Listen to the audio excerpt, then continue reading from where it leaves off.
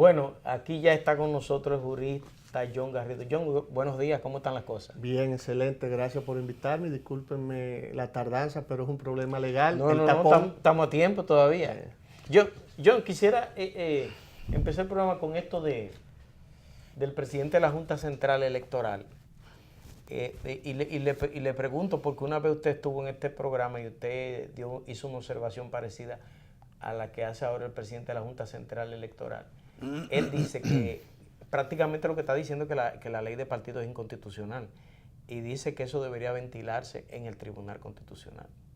Mira, la ley puede tener varios artículos que no Exactamente. sintonizan Él especifica. con la Constitución, claro, y yo creo que sí, en ese sentido él tiene razón y debe verificarse su constitucionalidad en el tribunal y expulsar esos artículos que contradicen la ley. Me parece que sí, porque hay un artículo que dice que para tú ser candidato tienes que haber estado afiliado a un partido político y eso rompe con la naturaleza de la propia Constitución que establece que ya los partidos no tienen el monopolio exclusivo de la candidatura, que puede ser una persona independiente, un movimiento, una agrupación. Entonces, la ley viene a decir que tiene que estar afiliado a un partido político. Entonces, la propia ley se contradice a sí misma, porque la ley no es una ley de partido político, es de partido político. Movimientos, organizaciones y todas esas cosas, espacios donde tú puedes desarrollar ese derecho. Entonces, me parece que no es conforme a la Constitución. En ese punto de vista, haciéndole un análisis jurídico constitucional, la ley carece y padece de una inconstitucionalidad en ese sentido. Tiene razón el presidente de la Junta. John, vimos ahí en algunos diarios matutinos el anuncio del precio de 5 pesos del pasaje. Y me choca con que es un impuesto, vamos a verlo así, es un precio que se está estableciendo a la población. Y se habla mucho de esta ley, de la misma creación del Intran. Real y efectivamente pudiera haber un mecanismo de que haya un recurso de amparo de alguien, de que se eche para atrás. Un amparo preventivo puede parar ese aumento. Ya. Porque la ley dice, señor, y esto es bueno que lo sepa el país. Mira qué cosa, Alexander. El aumento de los precios no pertenece a los sindicatos ni a los choferes. Jamás. Es una facultad y competencia exclusiva del Estado. Me a chocó través del eso. Intran. Porque el aumento de los precios, quien lo decide al final es el Intran. El aumento de los precios no implica, ya está aumentado porque subió la gasolina. ¿Tú sabes lo que dice la ley nueva de tránsito?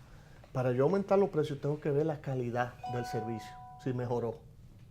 Y la necesidad de ese aumente. Si mejoró. Si se que tú justifica. hiciste porque cuando yo esté sentado ahí, esté protegido, garantizado y esté cómodo. La calidad de vida del transporte es lo que establece la ley, es lo que va a determinar el aumento. Y al final lo decide el Intran, no ningún sindicato. A mí me parece que las agrupaciones y el pueblo puede organizarse en una asociación de defensores de los consumidores del transporte y presentar un amparo preventivo, o cualquier persona, usuario del transporte, puede presentar un amparo preventivo para parar ese aumento, Manuel, porque el aumento es una facultad exclusiva y competencia del Estado, no pertenece a los transportistas. Volviendo, John, al tema de la ley de partidos. Hablamos de que la ley de partidos puede tener vestigios de inconstitucionalidad. Sin embargo, es una ley aprobada. ¿Qué se hace en este caso? En el caso supuesto que llegue de algún modo a la Corte Constitucional. De hecho, creo que ya hay, creo que un jurista y algunos... Varios recursos me parece que han presentado. Sí, sí. Nanfi Rodríguez presentó uno. Por el asunto de que ya tú no puedes hablar en contra de los políticos. Me gustaría que desarrollemos eso. Pero contestando. Sí, pero lo que te preguntaba era, ¿qué pasa en el caso supuesto que llegue a la Corte Constitucional? ¿Qué pasa entonces con la ley? Debatirse y declararse la no constitucionalidad. Pero sigue vigente. Pero mientras tanto, lo que se estila es que mientras un artículo, mientras una ley, mientras una regla o una norma esté activa, se presume que es constitucional y por ende tiene que aplicarse. Ok. Tiene que aplicarse. ¿Cuándo dejaría de aplicarse? Cuando ya es expulsada del sistema jurídico a través de un recurso o una decisión que se presente en el TC. ¿Tendrán estos recursos de inconstitucionalidad espacio para prosperar? Tienen que tener prosperidad y eficacia, porque es que la Constitución establece unos requisitos para tú ser candidato. El legislador se excedió y puso de más, pero además contradice la propia naturaleza de esa normativa jurídica, que no va a regir no solamente a los partidos políticos, sino otros, como tú muy bien lo decías, agrupaciones, organizaciones y movimientos. Yo no tengo que estar afiliado a un partido político, que son cosas distintas a una agrupación, a unas organizaciones. Los partidos tienen vigencia general, las organizaciones y movimientos pueden tener vigencia no nacional, sino regional, comunitaria, en espacios más reducidos. Por lo tanto, un ciudadano cualquiera puede ser candidato desde esa óptica.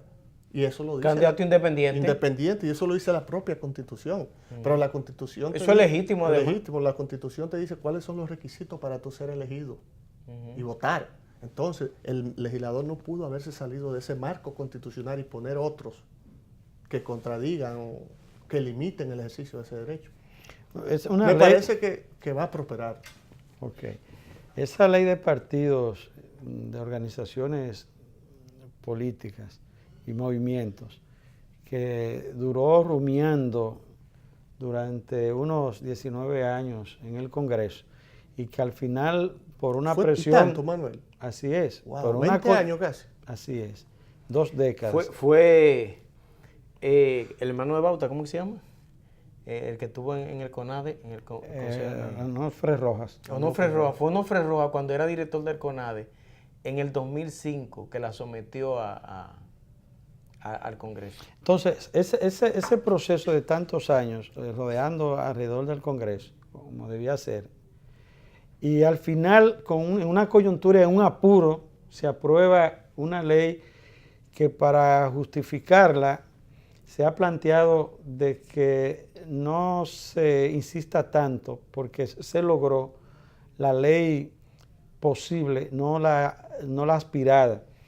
Real y efectivamente esos criterios tienen espacio para justificar un instrumento con tanta espera y con tanta influencia transversal a la democracia y a los procesos electorales. Mira, Manuel, yo tenía un criterio, creo que lo externé aquí, lo he externado en otros espacios.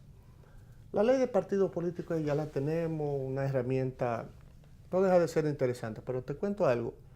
A mí me parece que la ley de partido político no era tan innecesaria como sí lo es necesario la reforma a la ley electoral. Si tú agarras la ley electoral actual, agarras la Constitución y agarras el poder reglamentario que tiene la Junta Central Electoral, que lo que le da la Constitución, todas esas cosas, la mayoría de todas esas cosas que tenemos en nuestra acabada ley de partidos reciente, están en las leyes electorales, están en la Constitución y están en el poder reglamentario. Lo que pasa es que la ley de partido político fue un tema de moda y la había que opinar porque había que meterse en la ola de la moda política de esa para hacer opinión sobre esa herramienta. Aunque habían unos aspectos que no se recogían bien, por ejemplo, en el financiamiento, en el asunto de la propaganda, en algunos aspectos sí. Yo hice un análisis de esa ley y dice comparativo, dice, pero ven acá, aquí no hay nada nuevo. Aquí lo único novedoso, esos 2 temas que tú tocas. El financiamiento, que sí está en la actual ley, pero muy precario. Y aquí como que trató de organizarse un poquito mejor. Ese es lo más novedoso que yo veo. Pero después todo lo otro está vigente, está ahí. No había que venir con una ley de más de 20 años. Todo eso está ahí. No hay nada nuevo. No, y el punto que provocó el conflicto, que fue lo de las primarias. La primaria, la Constitución lo resolvió y dijo, cada partido se va a regir por el principio de democracia interna. ¿Y qué significa democracia interna? Que mis eventos, mis actividades en el partido lo vamos a realizar los afiliados. Y que los propios partidos venían haciendo eso. El PRD no ha hecho convención, no ha hecho asamblea, el PLD no ha hecho primaria, el PRD no ha hecho... Pero una forma de garantizar eso. Proceso abierto, pero que es una decisión que también los partidos tienen el espacio de decidirlo. Estatutariamente, casi todos los partidos coinciden con la primaria, tienen la primaria cerrada como norma reglamentaria. El PLD lo tiene en el artículo 43, la primaria cerrada. Y entonces, ¿qué pasa con estos estatutos? Estos estatutos los partidos tienen que sintonizar con la Constitución. La política se ha constitucionalizado. Ahora, John, ahora que tocas ese punto, a lo interno del PLD ahora hay un conflicto. Porque la ley dice que la dirección, que la más alta dirección decidirá qué tipo de primaria van a organizar. Sin embargo, el estatuto interno del PLD establece como norma las primarias cerradas. Entonces, ese conflicto, ¿cómo se resuelve? Con un congreso en el PLD. Un congreso que lo decida, que es la máxima autoridad. Pero hay un sector del PLD ahora que dice... Pero si tú quieres, no que haga la congreso ley, si no cumple con los estatutos. Pero que además, ¿cómo es la cosa? Si tú quieres, no haga congreso, sino cumplir con el mandato estatutario que dice primaria cerrada. que ya está. Que ya está. No hay que consultar el máximo organismo del Y además de eso, los propios estatutos del PLD están por encima de la alta dirección. No, claro. Oye, Alexander, también, con relación a la pregunta, y digo, no me la está haciendo a mí, pero Sí, es no, parte pero es un conversatorio. del debate del Sí. tema, y es que los propios estatutos del PLD establecen quién es el espacio que produce la modificación estatutaria. Los mismos estatutos dicen. ¿Y cuál es? Es un congreso. Es un congreso. Pero ya ¿Tú entiendes? El propio estatuto lo establece. No yo- solo que establece las primarias cerradas, sino que para su modificación tiene que ser es congresual. el Congreso, que es el más alto organismo del Congreso a Congreso. Que por cierto, el PLD está llamado a renovar sus direcciones. No, La ley de partidos políticos dice que... Acuérdate que en el plebiscito se Tiene decidió que 20. va a ser en diciembre del 20. ¿Cuál plebiscito? El que ratificó todas las autoridades por 5 años. Que se hizo esa ¿Cómo- pregunta. cómo En el viste? 2015, sí. Ok, bueno. ¿Cómo Y viste, John? se decidió que sea entonces en diciembre del 2015. No me acordaba de eso, ¿verdad? Pero Brito, pero yo lo que digo es, porque vi que Monchi y algunos dirigentes importantes del PLD, que son abogados, ahora dicen que no, que No, la ley se le impone al estatuto. Yo sé que la ley se le impone al estatuto. Pero la ley no manda a hacer Lo que primarias pasa es abiertas. que en el PLD hay gente abogados que por sus intereses han enganchado la toga en un clavo distinto. Pero mira, al que la es. ley no manda a los partidos a hacer primarias abiertas ni cerradas. Lo deja a libre albedrío De la alta dirección. de la alta dirección. Pero ¿qué pasa? En el estatuto del PLD dice cuál es el tipo de primaria que va. Pero además de eso... a ¿Y mí eso se le impone a la dirección entonces? Eso se le impone a la dirección. Pero además de eso, yo reitero que aquí el problema de si es primaria abierta o cerrada está constitucionalmente establecido. La Constitución se rige por principios, valores y normas. Principios, valores y normas. Y adoptó uno de sus principios establece que los partidos se van a regir por la democracia interna. ¿Qué significa eso? Que los eventos, la escogencia de los candidatos es un asunto de los miembros o afiliados. No pueden ser un evento. Interno, porque es democracia Porque interna. es democracia interna. No puede venir un extraño a elegir a un candidato interno. O sea, señores, las primarias abiertas están cerradas constitucionalmente. Para ver aquí primarias abiertas en partido tiene que modificarse la Constitución. De hecho, un estatuto de un partido que imponga primarias abiertas puede ser atacado de inconstitucional. Porque no puede estar por encima de la Constitución. Porque no puede estar por encima del principio de democracia interna que establece la Constitución. Porque es que la política y los partidos ya están constitucionalizados. Excelente, así es, eso es todo. Oye, John, con respecto a la ratificación de la Suprema Corte de Justicia de devolver los terrenos de la Bahía de las Águilas al Estado Dominicano, de Bahía de las Águilas al Estado Dominicano, ¿realmente te parece esto oportuno, correcto? Excelente. Y el destino de esto quiero fortalece. felicitar públicamente a la juez que dio su decisión, que ha recorrido 2 instancias Por después y eso, la sí. ha ratificado. La juez Albaver, un saludo para usted, magistrada Albaver. Mira, esa decisión es una estocada a la corrupción. Y te voy a decir por qué tiene que ver esto con la corrupción. Mira, Samaná, Higüey, y ahí va, ahí en las Águilas, pero eso se inauguró en Higüey, y después llegó a Samaná. Polos y después, turísticos. todos esos polos turísticos. Señores, un título, un pedazo de tierra tiene hasta 5 títulos oficiales. Y a veces esos 5 títulos oficiales, Son ninguno son dueños. oficiales. Ninguno son dueños. Ninguno son dueños. En Higüey no se puede comprar un terreno ni en Samaná, porque ese pedazo de tierra tiene 5 títulos mínimo oficial. Y eso fue lo que pasó con Bahía de las Aguas. Eso está correcto. Yo felicito a las partes que están involucradas. Un funcionario que estuvo en el IAD valiéndose de su rango, retorció todo el proceso, lo declaró primero de utilidad pública para asuntos agropecuarios, esos terrenos, y después entonces lo traspasaron a manos privadas. Sí. Eso fue lo que pasó. Hay una situación, John. Por eso es espurio todo eso. Sí. Es purio. Todo eso es corrupción. No, lo que hay ahora que esperar que Desarrollar esa zona. No, y que el Estado no se lo haya quitado a esos mercaderes Y a esa mafia y después no quiera dárselo por 2 o 3 pesos. Y felicito que sea peor Manuel, a 2 o 3 déjame gente. felicitar al gobierno dominicano que asumió eso como una política de Estado, Sí, que con ni- mucha responsabilidad. Que Es ni- un logro para este gobierno. no, y reconocer a la familia Piqui, Lora, La abogada. que inició y después su hija, que asumió y no descansó con No. los riesgos. La verdad es que un hecho Es una victoria judicial. importante para la sociedad y la justicia dominicana. John, que te iba a preguntar que hay una situación, John, que me gustaría conocer tu opinión profesional profunda.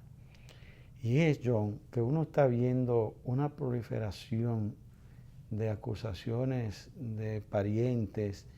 Ahí se dio un funcionario de Cancillería, un diputado, un ministro, un viceministro de la Juventud, ahora una persona pública como Pablo Roche, acusado de violación a niñas. Y uno ve todos los días los periódicos un desastre con esto.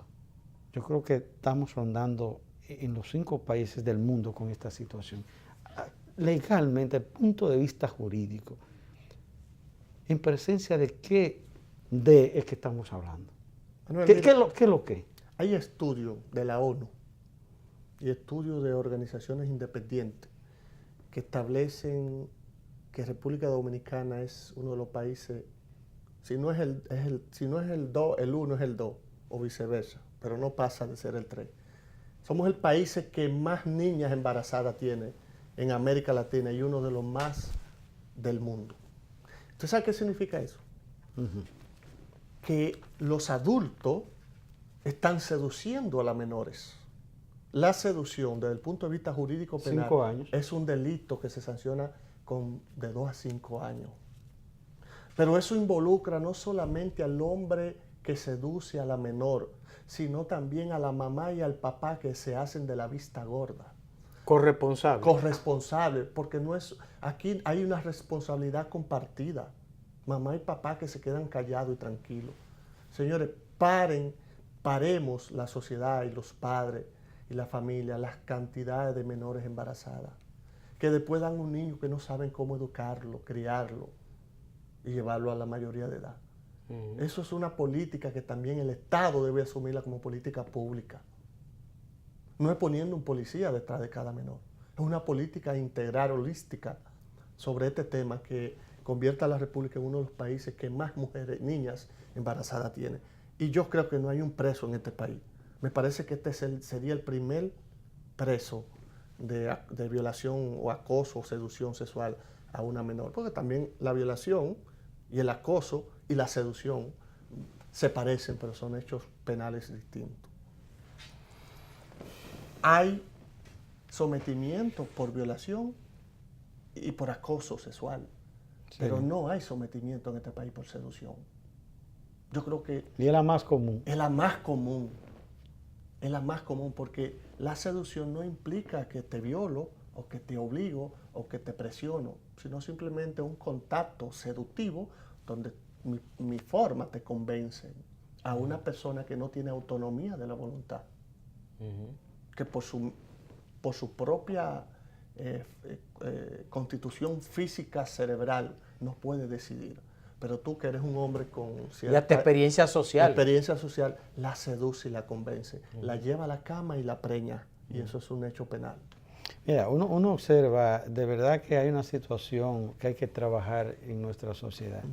y tú vas con tu niña adolescente de 12, 13 años, y tú ves hombres de la edad de nosotros que no respetan que esa niña que se observa que va con su padre, cómo la miran, cómo reaccionan, al punto de tú tener que decir, no, pero es una niña, que tú observas una actitud Ya hay países que están tipificando eso. como una violación Como de una- seducción eso y de... un acoso callejero, le están llamando, acoso callejero. Decirle a una mujer, mami, tú sí estás buena, oye, qué bien, o te invito, o le tiro un piropo callejero, se llama Guatemala. Casi todos los países tienen tipificado esa mirada, así, toda esa conducta de que tú ves una mujer con un pantalón o una falda que llama la atención. Hay que tener respeto y cuidado, porque es una forma de acoso. John, mira, escúchame la insistencia en esa dirección. Estuve viendo ahí en Francia, y hay otros países que están introduciendo el tema a raíz de todas estas situaciones, de reducir la mayoredad en estos países, para evitar un poco, en términos legal, ese ambiente. ¿Realmente tú estarías de acuerdo con que la mayoredad dominicana, que es 18 años, sea reducida para cubrir un poco esta situación? ¿No sería eso un estímulo negativo de que entonces, si hablamos que la mayoría es de 13 o 14 años, se activen entonces de 9 y de 8 y de 10? Mira, y haya que ponerlo en cero. A mí me parece, es una pregunta bien fuerte. A mí me parece, pero yo te voy a contestar jurídicamente. A mí me parece que América Latina, y principalmente la República Dominicana, no podría bajar la titularidad de la edad, porque nosotros somos signatarios de la Convención de Protección de los Derechos del Menor, Convención del Niño, que se celebró en Brasil en el 1992. Y ahí se establece todas las políticas y las conductas y las acciones que el Estado tiene que hacer y lo que no se debe hacer. Y esa convención establece que la minoridad de edad para un menor siempre será de 18. De hecho, la ONU tiene una política muy fuerte hacia países del Medio Oriente como Afganistán, donde es hasta cultural casar niñas con mayores. Hasta niñas de 8 años, con adultos. Sí, pero eso el derecho en algún momento va a aplastar esa cultura. Lo cultural, las tradiciones y los hábitos tienen que sintonizar con el derecho. El derecho lo es todo y aplasta con ese tipo de cultura. Cuando la cultura viola aspectos porque la norma de convivencia. Sí, cuando la cultura afecta derechos fundamentales, el derecho los quita del medio. Y eso se va a ir logrando poco a poco. Pero con tu pregunta, Manuel, yo pienso que igual que tú podría ser un estímulo. Francia ahora mismo está debatiendo una ley en su Congreso para bajar la minoridad de edad para tener relación sexual. Aquí la relación sexual está tipificada, establece que 18. No, en Francia hasta prohibieron llevar celulares a las escuelas precisamente por el asunto de la influencia de los menores. Aquí hasta los 18. 18, después hasta ahí para tú tener derecho al sexo de una persona. Si tú lo tienes fuera de esa edad, hay problemas legales. Problemas legales. Mira, John, en este país se aprobó la ley de seguridad social. Esa ley nos quita a todos los que trabajamos, a todos los ciudadanos productivos, el 10% de nuestros ingresos para las ARS y las AFP. Esos organismos que son más bien brazos de trabajo de los bancos, porque las ARS y las AFP son los bancos. Lo que pasa es que tienen otro nombre. Con otro nombre, pero son los bancos. Son los mismos banqueros. Se están valiendo de una serie de artificios para no cumplir su responsabilidad. Pero mientras al trabajador le siguen quitando el 10% de sus ingresos para regalárselo a los bancos a través de las ARS y las AFP, esos artificios que se están inventando los bancos para no cumplir, yo te pongo como ejemplo a mí el Pali, porque yo estoy afiliado al Pali, se me robó 1.600 pesos. Y yo digo que el Pali... Y eso fue que fueron 1.600 pesos. Sí, esa fue la suerte. No le ha sacado el guante. El Pali se me robó 1.600 pesos. Y yo digo que se me robó 1.600 pesos. Porque a mí me dio una molestia, una cosa en el lado derecho ahí de la cabeza. Y fui al médico y me dieron una receta que me costó 1.600 pesos. El médico me dijo, es una neuralgia. era un domingo, yo tuve que ir a un supermercado para que el médico, para ver al médico, porque el médico se supone que el domingo no estaba en su... Y él me dijo, ve mañana al consultorio de él a buscar la receta. El Pali se vale de eso para no devolverme los 1.600 pesos. Entonces yo digo que el Pali se me robó 1.600 pesos, pero yo pongo mi caso como ejemplo. Porque todos los días tú te encuentras con decenas y decenas de personas a quienes las ARS le han robado su dinero de esa manera, valiéndose de esos artificios. ¿Hasta dónde el pueblo dominicano puede empezar? Porque ahí hay una cosa que se llama DIDA que tampoco está funcionando. La CISARRIL parece que está en contubernio con los bancos para no prestar tampoco su función. Y tú ves incluso a los funcionarios defendiendo en los medios de comunicación. Tú ves no al ciudadano, no, los funcionarios, como fue el caso del que se llama Chanel, que en esta semana tenía una defensa ardorosa de las ARS. Eso no es gratis. No, eso no es gratis. Nadie hace eso. Entonces, tirarse un pueblo. ¿Hasta dónde la sociedad no puede empezar a elevar cargos contra los bancos por robo en casos como eso? No solamente contra el banco, sino contra el Estado, por su irresponsabilidad. Exacto. Por su omisión. Ser cómplice. Ser cómplice de Claro. toda esa travesura en contra del vulnerable, del usuario. Mira, el tema ese de aumentar ahora que propuso ese señor, Sí. la mayoría de edad para recibir ese derecho constitucional. El secretario de Trabajo. Increíble, cuando debe ser lo contrario. Ujú. La tendencia es a bajarla. ¿Tú sabes por qué? Porque aquí habrá que empezar a debatir y a discutir, no solamente este país, sino el mundo. En el mundo se está dando un fenómeno que después de los 40 años no te quieren de empleo. Ujú. Así mismo es. Entonces, hay ahí una contradicción. Yo no puedo trabajar, ya yo trabajé y las empresas no me dan continuidad porque aquí hay una discriminación y aquí el Ministerio de Trabajo no hace nada. Aquí los currículos, los formularios te dicen de que no puede tener tanta edad y eso es ilegal. Eso es una discriminación laboral que es hasta un delito. Entonces, ¿qué pasa? Entonces no voy a tener acceso a retiro de mi vida digno. Entonces, en vez de aumentarla, lo que hay que bajarla porque tú me estás poniendo en un estado de situación de inutilidad. Y bajarle los niveles de beneficio a los bancos. A los bancos. Hay un diputado que tiene una voz cabrera. Ramón Que ha Cabrera. hablado mucho Santo de eso. Domingo No Este, se le ha amigo. hecho el caso suficiente. Porque son los bancos que están ahí. Sí, pero la sociedad tiene que Y empoderarse. el mismo Congreso, El mismo una Congreso. Mira lo componente. que hizo Chile. Chile paró el país varios días por la Sí. travesura. Nosotros hemos citado ese caso. Chile paró el país varios días por la travesura de esas AFP. Ujú. Y se ha ido arreglando y ajustando. Pienso que en la ley de seguridad social le falta todavía para ser bien organizada desde el punto de vista constitucional. Sí, Mire, yo- el que era presidente del Senado en ese entonces vendió la ley a los bancos. A ellos. Vendió la ley. Porque mira, hay algo interesante, y es, señores, aquí las instituciones, organismos rectores, Manuel, por ejemplo, Superintendencia de Electricidad, de Seguro, Bancaria, la CISARIR, esa que tú dices, la DIA. Ninguna funciona. Esas son instituciones que son aliadas de quienes deben, de los regulados. de los regulados. Ujú. Te lo digo porque yo he tenido casos en esas instituciones y que he demandado y de verdad que se alían a ellos. Sí, sí, sí. Se alían. Pero fíjate el caso que se dio en esta semana con una señora con una niña ahí en el Robert Reed.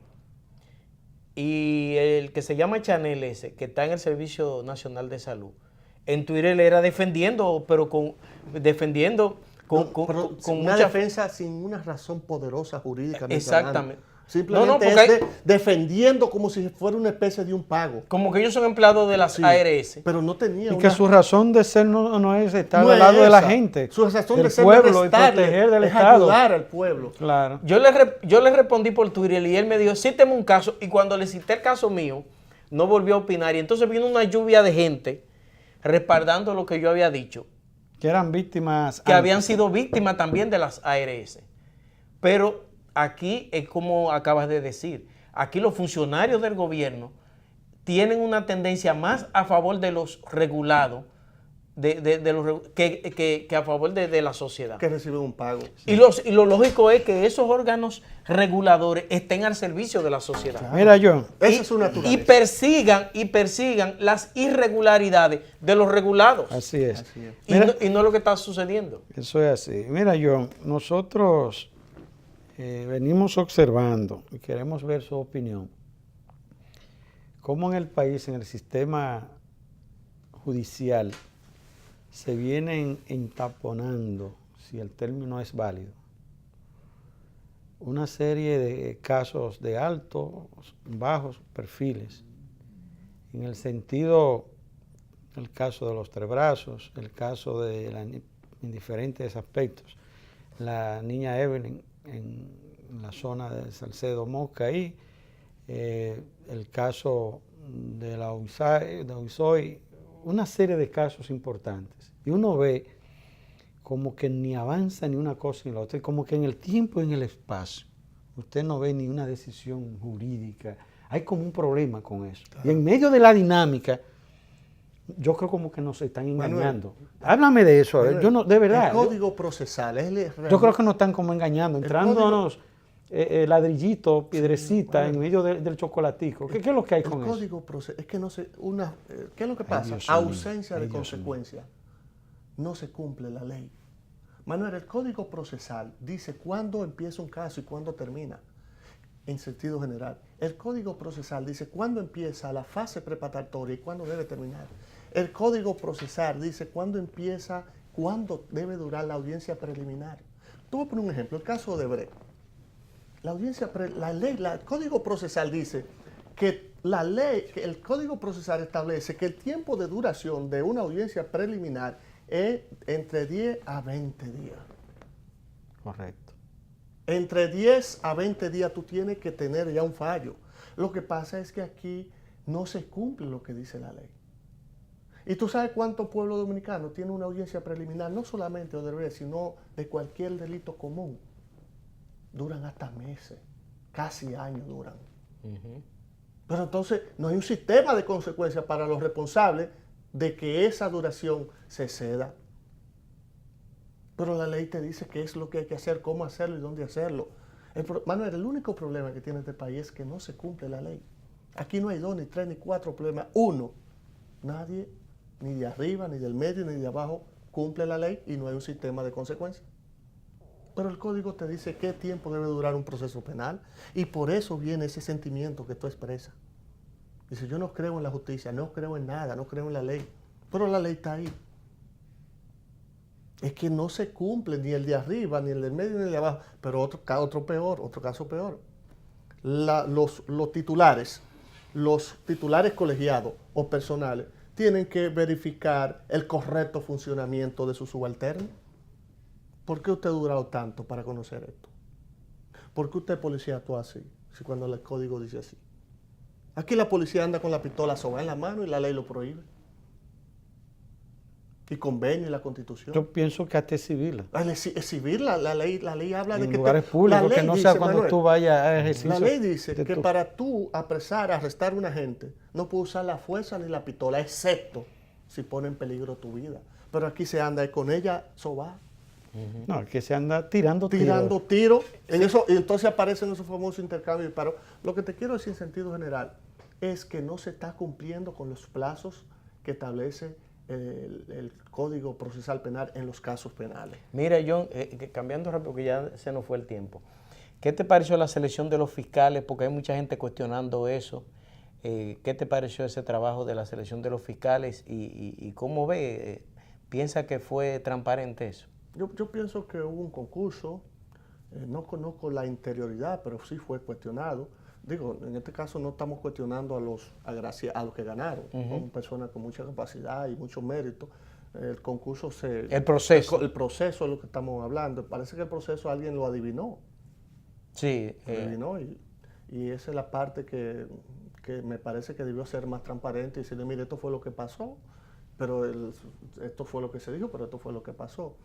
Ahora, yo pienso que independientemente de que el proceso fue cuestionado, a mí me gustan los cambios. Nuevos fiscales, me parece que tienen nuevos retos y yo le aconsejo a estos nuevos fiscales entre otras cosas, que es lo que más, que guarda relación con violaciones, que hablen menos, no hablen por la prensa, no vayan a la televisión, los casos no se publican. Los casos no se publican. Eso es ilegal. Y yo quiero que...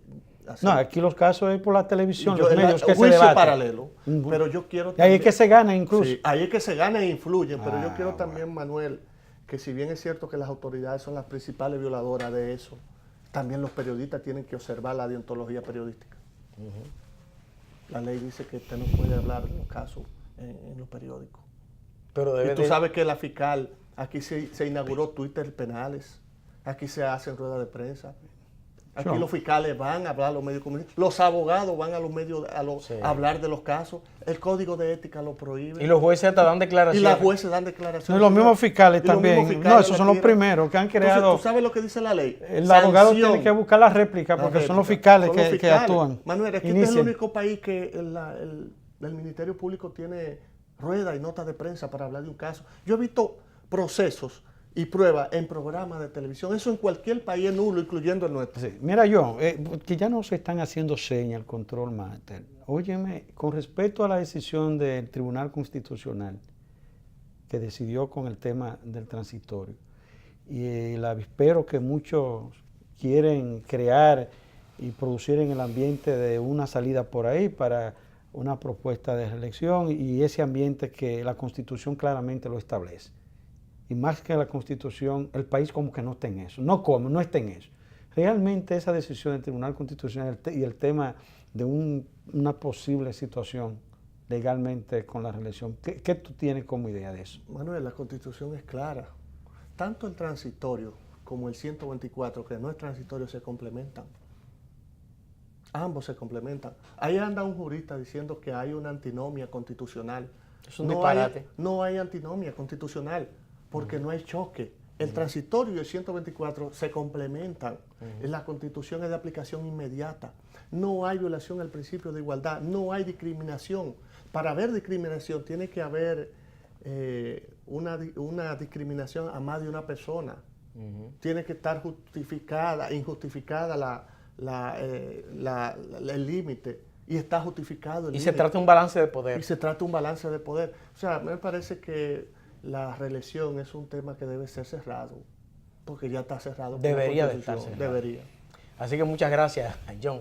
No, gracias a ustedes, siempre a su orden. Ha sido muy productiva su participación. Demasiado. Así que muchas gracias. Bueno, señores, buen fin de semana tengan todos ustedes. Que Hasta el Dios martes. les bendiga enormemente a todos. Hasta el martes entonces. Pasen bien.